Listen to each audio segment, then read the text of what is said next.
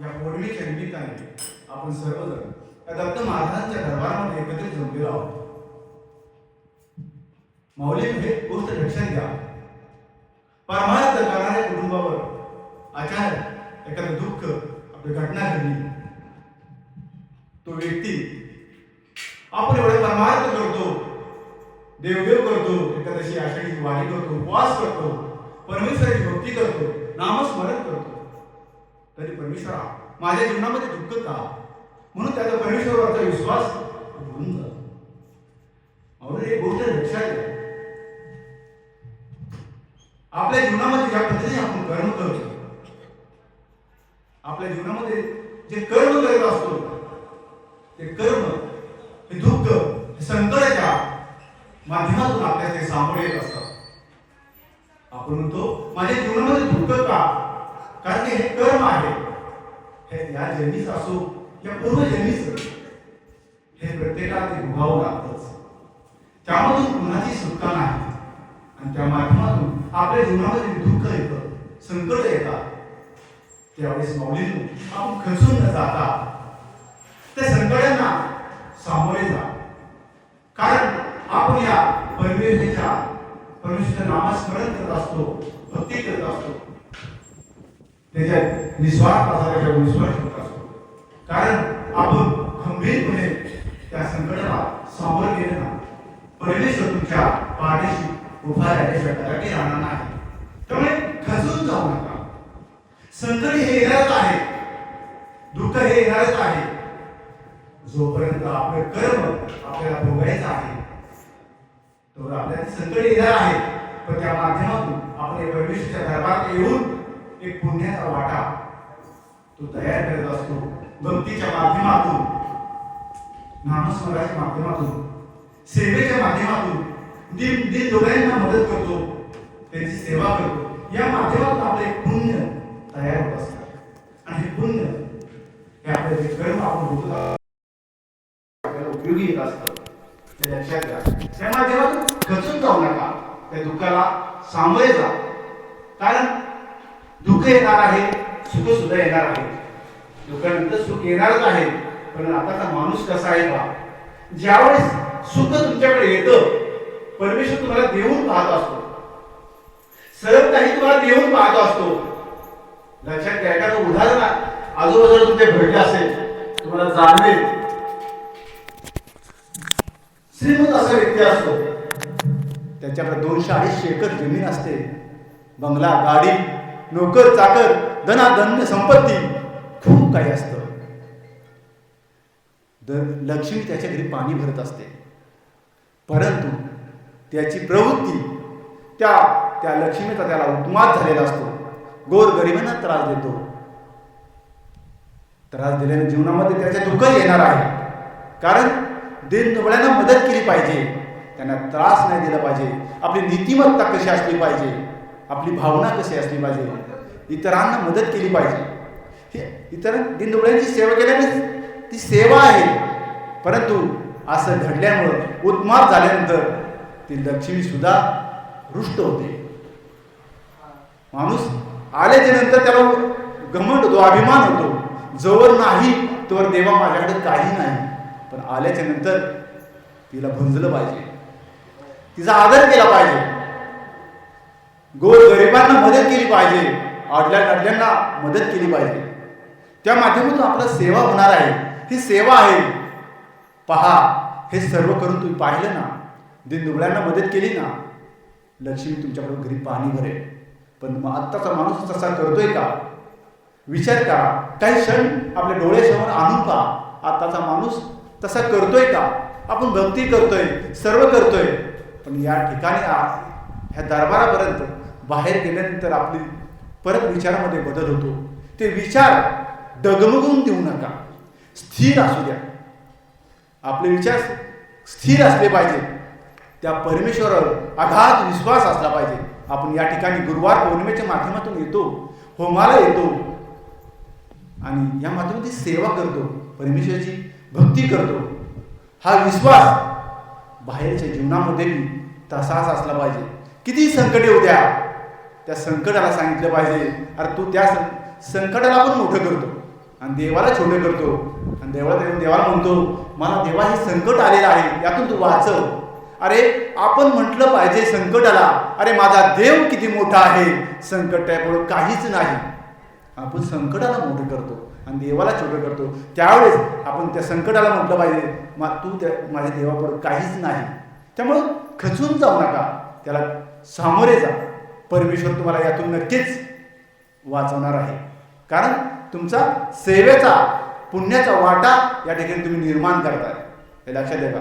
जगी जीवनाचे सार घ्यावे जाणून सत्वर, जैसे ज्याचे कर्म तैसे देईल देव ईश्वर फळ. हे सुंदर असं उदाहरण आहे. ज्या पद्धतीने आपलं कर्म असेल, ज्या पद्धतीने आपली नीतिमत्ता असेल, त्या पद्धतीने परमेश्वर आपल्या जीवनामध्ये जी दुःख संकट ते आपल्या येणारच आहे. त्यामुळे आपले विचार, आपले आचार कसे असले पाहिजेत, सकारात्मक असले पाहिजेत. दुसऱ्याच्या दृष्टिकोनातून दुसऱ्याचं चांगलं पाहिलं पाहिजे. ज्यावेळेस आपण दुसऱ्याचं चांगलं पाहतो ना, त्यावेळेस आपलं चांगलं होतं. अरे त्याच्या ताटात काय वाढलंय हे पाहण्यापेक्षा आपल्या ताटात वाढले ते पहा. आत्ताच्या लोकांना त्याची जर गोष्ट पडलेली असते, तो अक्कल द्यावी, त्याला नोकरी मिळाली, त्याचा विचार करून ते त्याच्यापाशी आपल्याला काय मिळालं याच्यात आनंद माना. ज्यावेळेस तुम्हाला समाधान होईल, ज्यावेळेस तुमच्या मनाला समाधान होईल की मी आनंदी आहे, त्यावेळेस तुमच्या जीवनाचं कल्याण झाल्याशिवाय लगे राहणार नाही. पण आताच्या माणसाच्या माऊलीनं समाधान आहे का? नाही. समाधान सर्वप्रथम समाधान असलं पाहिजे. समाधान हे खूप गरजेचं आहे. ज्यावेळेस समाधान होईल ना, त्यावेळेस तुमच्या जीवनाचं कल्याण होणार आहे. लक्षात घ्या. हे तुमची नीतिमत्ता त्या पद्धतीने असली पाहिजे आणि तेच भोगावं लागतं. जो आपण कर्म करतो ना, ते आपल्याला भोगावं लागतंच. लक्षात घ्या. तसं नाही, शाश्वत नाही, तसं नाही. जे करतो तेच आपल्याला भोगावं लागतं, हे समजून घ्या. मी प्रत्येक माझ्या उदाहरणाच्या माध्यमातून तुम्हाला सांगण्याचा प्रयत्न करत असतो. कारण ते आपल्या त्यातून ते कळतं. तेच भोगावं लागतं म्हणजे नक्की काय भोगावं लागतं आपल्या त्यामधून कळून येतं. त्यामध्ये कथा आहे हे तुम्हाला सांगतो, समजून घ्या. एका गावामध्ये एक पती पत्नी राहत असतात आणि त्या पतीचा म्हातारे वडील म्हणजे मुलगा, त्या मुलाचे म्हातारे वडील, ते पती पत्नी त्या म्हाताऱ्या वडिलांना इतके कंटाळलेले असतात की त्यांचा कंटाळा असतो.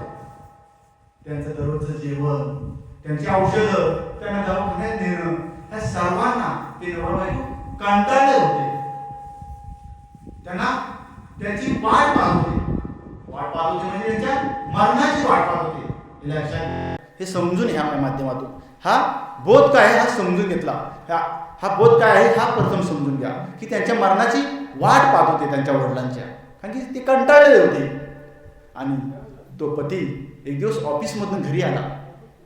काय मित्रांबरोबर काही चर्चा झाली असेल, चर्चा विनिमय झाला असेल. तो घरी आला, आपल्या पत्नीसमोर येऊन तो पत्नीला म्हणा, आता बास कंटाळा आला, ह्यांचं सर्व काही करून तरी कंटाळलो, आपल्याला स्वातंत्र्य मिळत नाही, आपल्या दोघांना इकडे तिकडे जाता येत नाही, आपल्या यांचा कंटाळा आहे, आता काहीतरी केलं पाहिजे. असा मुलगा पत्नीला सांगू लागला. पत्नी म्हणाली, पहिल्यापासून माझं हेच म्हणणं आहे. काय म्हणाली? नवऱ्याला म्हणाली, पहिल्यापासून माझं हेच म्हणणं आहे, आता करायचं काय? पतीने विचार केला होता. पत्नीला म्हणाला की आता बस, खूप झालं, आता मी ठरवलंय, आता वडिलांना वृद्धाश्रमामध्ये सोडून येतो. आणि एकदा तिथं सोडून दिलं की आपण मोकळं झालो, आपल्याला स्वतंत्र मिळेल, इकडे तिकडे जाता येईल, असा तो मुलगा म्हणू लागला. आणि त्याने ठरवलं की आता आपल्या म्हाताऱ्या वडिलांना वृद्धाश्रमामध्ये सोडून येतो. आणि त्याच्या वडिलांना तो घेऊन वृद्धाश्रमामध्ये तो घेऊन गेला आणि त्या ठिकाणी सोडून दिलं. पण माऊलींनो, एक गोष्ट लक्षात घ्या, ही म्हातारी माणसं असतात ना आणि मांजर, हे कुठेही सोडा, ते आपल्या आधी आपल्या स्वागताला हजर असतात. समजून घ्या, बोध काय, कारण त्यांना मी नावं नाही ठेवत, म्हाताऱ्या माणसांना नावं नाही ठेवत की त्यांच्या स्मरणशक्तीचं स्तुती करतोय. त्यांची स्मरणशक्ती कशी आहे पहा, की आपण त्यांना सोडून दिलं तर ते आपल्या आधी आपल्या स्वागताला घरी हजर असतात. आमच्याकडे असंच शेजारी मांजर पाळलं होतं आणि ते मांजर वयस्कर झालं होतं. आणि वयस्कर झाल्याच्या नंतर त्या व्यक्तीने ते मांजर असं जंगलामध्ये, खूप अरण्यामध्ये त्यांनी आतमध्ये सोडून दिलं. सायकलवर पोतं बांधलं आणि त्या पोत्यामध्ये टाकून ते जंगलामध्ये खूप आतमध्ये गेल्याचे त्यांनी सोडून दिलं. परंतु तो माणूस येताना तो रस्ता चुकला, पण ते मांजर होतं ना, त्या मांजराच्या पाठीमागं आल्याच्या नंतर त्याला घर सापडलं. हा लक्षात घ्या, हा माणूस कसा आहे, म्हणजे त्याची मांजर आहे ते स्मरणशक्ती, हे लक्षात घ्या माध्यमातून, हे समजून घ्या माध्यमातून. त्या ठिकाणी त्याला सोडून ते पुन्हा वडील त्याचे घरी आले. घरी आल्याच्या नंतर काय करायचं असा विचार डोक्यामध्ये त्याच्या चालू होता. त्यांनी विचार केला. काही दिवस निघून गेले आणि एक दिवस त्याने निश्चयच केला, आता खूप झालं, कंटाळा आला, वीट आला, मला आता नको झालेत माझे बाबा मला, असा तो म्हणाला. पत्नीला सांगू लागा, आता खूप झालं, नको, आता यांना ते काशीला घेऊन जातो आणि त्या गंगेमध्ये मी त्यांना ढकलून देतो. त्यांना सुद्धा काशीला जायचे, काशीच्या निमित्ताने त्यांना त्या ठिकाणी घेऊन जातो आणि त्या गंगेमध्ये ढकलून देतो, असं पत्नीला तो सांगत होता. पत्नी म्हणाली, 16च्या सोमवार उपवास केलेले उदयास आले, 16 सोमवार केले ते उदयास आले, यासाठी तर तुमचा मला अभिमान वाटतो. मी माझ्या वडिलांची ऋणी आहे की तुमच्यासारखा नवरा मला करून दिला, अशी त्याची पत्नी आपल्या पतीला सांगत होती. आणि त्या पतीने आपल्या वडिलांना, मुलाने, बाबा आपल्याला काशीला जायचंय ना, मी तिकीट काढून आणले, रिझर्वेशन केले, तुम्हाला सुद्धा काशीला जायचे ना. वडील म्हणू लागले, आज ही गंगा उलटी कशी वाहू लागली, नित्यनेमाने शिवीगाळ करणारा मुलगा आज मला म्हणतोय काशीला जायचंय, त्या ठिकाणी तुम्हाला काशी विश्वराचं दर्शन घ्यायचंय, म्हणून चला म्हटले. तो म्हणाला, चला, या सर्व अपमानास्पद जीवन जगण्यापेक्षा काशीला जाऊ. त्या काशीच्या ठिकाणी मी त्या ठिकाणी नदीच्या किनारी राहील. हे अपमानास्पद जीवन जगण्यापेक्षा त्या ठिकाणी ते शहर अन्नपूर्णेचं शहर आहे आणि काशी या ठिकाणी कोणी आजपर्यंत उपाशी राहिला नाही, हे लक्षात घ्या. हे अन्नपूर्णेचं शहर आहे आणि ते काशी विश्वेश्वराच्या त्या ठिकाणी त्या काठावर मी राहील. त्या ठिकाणी तो भगवंत आहे, त्या ठिकाणी कसा बसा मी जगेन आणि ध्येय पडलाच तर त्या ठिकाणी काशी या ठिकाणी माझा ध्येय पडेल, त्याचा उद्धारच होईल. आणि त्यावेळेस ते वडील म्हणले, चल ठीक आहे. आणि तो वडील आपल्या मुलावर काशीला निघाले. 2-2:30 वाजता त्यांची ट्रेन त्या काशीमध्ये पोहोचली. 2-2:30 वाजले होते, उत्तर रात्री 2-2:30 वाजले होते. आणि त्या ठिकाणी पोहोचल्यानंतर वडील मुलाला म्हणू लागले की आता आपण आज धर्मशाळेमध्ये जाऊ, कारण की रात्र झाली आहे, त्या ठिकाणी जाऊ आणि सकाळ पहाटे गंगेमध्ये स्नान करायला जाऊ आणि नंतर दर्शन घेऊ. लक्षात घ्या, मुलाच्या मनामध्ये वेगळाच भेद होता. तो म्हणाला, बाबा सकाळ कशाला, आपल्याला आत्ताच जायचं आहे.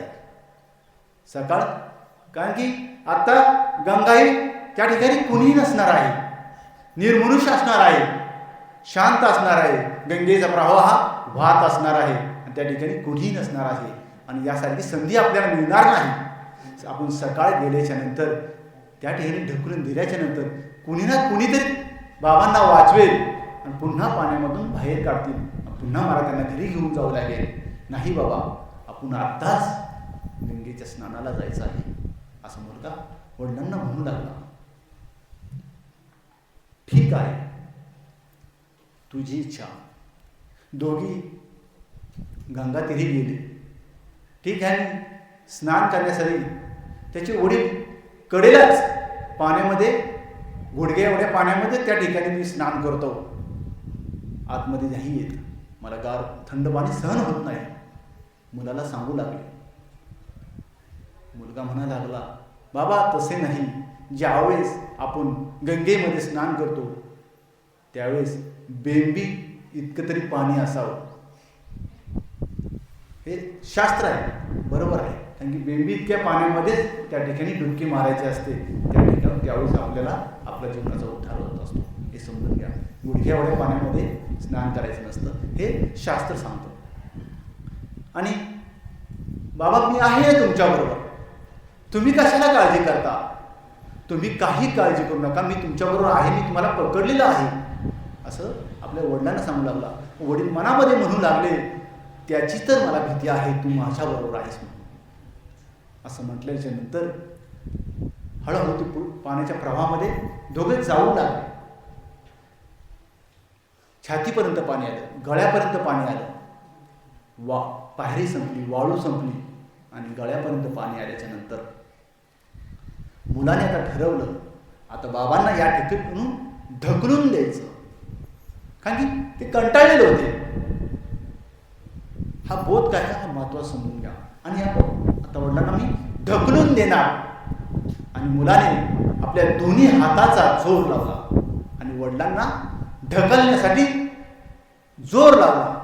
परंतु पहा, ज्यावेळेस मुलगा वडिलांना ढकलत होता आणि म्हाताऱ्या माणसामध्ये काय ताकद आली की त्या वडिलांनी त्या मुलाचे दोन्ही हात घट्ट पकडून धरले आणि ते हात काय सोडायला तयार नव्हते. मुलगा ढकलत होता, वडील उघडत होते, सोडायला काही तयार नव्हते. बाबा सोडा मला, आता मी तुम्हाला ढकलणार आहे, तुम्ही आता मला सोडा, मी तुम्हाला या ठिकाणी ढकलण्यासाठीच घेऊन आलो आहे. या गंगेच्या प्रवाहामध्ये तुम्ही वाहून जाओ आणि त्या ठिकाणी मला तुमचा कंटाळा आला आहे, मी तुम्हाला ढकलून देण्यासाठी या ठिकाणी आणले आहे काशीला. मुलगा वडिलांना सांगू लागला. वडील म्हणाले, ठीक आहे, तुझं म्हणणं आहे ना मला ढकलून द्यायचं, काही म्हणणं नाही, या गंगेत तुम्हाला ढकलून दे, मी या ठिकाणी माझा अंत होईल. परंतु वडील मुलाला म्हणाले, माझी एकच इच्छा आहे. मुलगा वडिलांना म्हणाला, काय इच्छा आहे? विश्वेश्वराचं दर्शन घ्यायचंय? नाही नाही. कुणाला काही द्यायचंय काय घ्यायचंय? नाही नाही. मग काय इच्छा आहे बाबा तुमची शेवटची? माझी शेवटची इच्छा आहे ती पूर्ण कर. सांगा बाबा, मला इथे ढकलू नकोस. मुलाला काय म्हणला, मला इथे ढकलू नकोस, मला वरल्या पाणवत्यावर नेले तर खाल्ल्या पाणवत्यावर नेले, मला तिथे ढकल, पण मला इथे ढकलू नकोस, असा बाप मुलाला सांगू लागला. बाबा तुम्हाला येथे ढकललं काय तिथे ढकललं तर या पाण्याच्या प्रवाहामध्ये तुम्ही वाहत जाणारच आहात, तिथं तुम्ही ढकलल्यानंतर तुम्ही मरणारच आहे आणि इथून ढकलल्यानंतर तुम्ही मरणारच आहे. नाही नाही, मला त्या ठिकाणी ढकल, वरल्या पानावर ढकल. असा वडील मुलाला विनवणी केली. असं का? अरे बाळा, तुम्हाला इथे का ढकलू नको? कारण की मी माझ्या बापाला या ठिकाणी ढकललं होतं, म्हणून मला या ठिकाणी तू ढकलू नकोस. असा मुलगा बाप मुलाला सांगू लागला. हे कर्म आहे, मी सांगतो काय, तेच भोगावं लागतं बाबा, तेच भोगावं लागतं, पर्याय नाही. हे लक्षात घ्या. आपल्याला जे आपण कर्म करतो ते आपल्याला भोगावं लागतंच. ते फिरून आपल्याकडे येत असतं. म्हणून त्याने जे कर्म केलं होतं, त्या मुलाच्या बापाने जे कर्म केलं की त्याच्या वडिलांना त्या ठिकाणी ढकललं होतं, म्हणून त्या सुद्धा त्यावेळेस ह्या जन्मात त्या बापाला त्या ठिकाणी त्याला ढकललं गेलं. आपण म्हणतो की मी कुणाला काहीतरी दुःख दिलंय आणि आपल्याला काहीतरी दुःख होणार नाही. जे दुःख दिलंय ना तेच होणार माऊलींनो. हे कर्म, हे ग्रंथ सांगतं. हे कर्म महत्वाचं समजून घ्या. कारण की ज्या पद्धतीने आपण कर्म करणार ना ते कर्म आपल्याकडे परत तेच फिरून येणार आहे. हे समजून घ्या माध्यमातून. कारण की हा बोध आपण ज्यावेळेस समजून घेऊ ना, कारण की हा बोध समजल्यानंतर तुमच्या जीवनाचं कल्याण आहे. कारण की कर्म ज्या पद्धतीने तुमचं जीवन तुम्ही आनंदाने जगा, इतरांना मदत करा, बिंदुमुळ्यांना मदत करा, परमेश्वराची भक्ती करा, नामस्मरण करा. का? हे निस्वार्थ विश्वास त्या परमेश्वरावर ठेवा. हे सर्व केल्याने तुम्हाला स्वर्गाचा दरवाजा तुमच्यासाठी मोकळा असणार आहे. परंतु तुम्ही दुसऱ्याचा वाईट विचार केला, आपल्या आई वडिलांना त्रास दिला, दिनदुबळ्यांना गरीबांना त्रास दिला. आता तुमचं सर्व काही चांगलं असेल, पण दिवस बदलायला वेळ लागत नाही. डोळ्यासमोरचे उदाहरण पहा, जाणून घ्या की दिवस बदलायला वेळ लागत नाही. कारण तुम्ही म्हणता आता तो आनंदात जगतो, पण कालांतराने त्याचं जीवन दुःखमय झाल्याशिवाय कदापि राहत नाही. हे सत्य आहे, हे समजून घ्या. त्यामुळे आपण आपल्या आईवडिलांचा आदर करा, त्यांची सेवा करा, त्यांची भक्ती करा. कारण ते नसते तर आपण असतो का? देवाने बस आपल्याला निर्माण केलं आहे, पण माता पित्यांनी आपल्याला जन्म दिलेला आहे आणि त्या माता पित्यांची आपण सेवा केली पाहिजे. कारण परमेश्वराच्या प्रथम माता पित्यांची जो सेवा करेल त्याला जीवनामध्ये परमेश्वर काहीच कमी पडून देणार नाही. हे लक्षात घ्या. कारण की आपण तसं करतो का? माऊलींना बी हा माझा संदेश आहे. ज्या पद्धतीने आपल्या पतीचे आई वडील आहेत, त्याचे आई वडील आहेत, त्या पद्धतीने आपले आई वडील असल्याप्रमाणे त्यांची सेवा करा. लक्षात घ्या. आपल्या पतीचे ते आई वडील आहेत, ठीक आहे, त्या जागी तुमचे आई वडील असतात तर त्या पद्धतीने तुम्ही वागताल का? त्यामुळे ज्या पद्धतीने आपल्या पतीच्या आई वडिलांमध्ये आपले आई वडील पहा आणि त्या पद्धतीने त्यांची सेवा करा. कारण पुन्हा आपण त्या परिस्थितीत, त्या स्थितीत आपण सुद्धा जाणार आहोत. आपण बी म्हातारे होणार आहोत, आपण वृद्ध होणार आहोत. आणि त्या काळात जर हे दुःख आपल्या मुलांनी आपल्याला दिलं, सुनेने दिलं, त्यावेळेस ती वेळ तुम्हाला आठवण येईल की आपण असं करतो, हे आपल्याला परत फिरून येते. त्यामुळं प्रत्येकानं हे नम्र विनंती आहे माऊलींनो की आपल्या आईवडिलांची सेवा करा. त्यांची सेवा केल्याने तुमच्या जीवनात काही कमी पडणारच नाही. हा बोध या पौर्णिमेच्या माध्यमातून तुम्ही आपल्या जीवनामध्ये जवळ करून घ्या आणि आपल्या विचाराची धारणा, आचार्याची धारणा सकारात्मक ठेवा. हा परमेश्वर दत्त महाराज तुमच्या सर्वांचं कल्याण केल्याशिवाय राहणार नाही, हे लक्षात घ्या. गुरुदेव दत्त. श्रीपाद वल्लभ श्री गुरुदेव दत्त. गुरुदेव दत्त.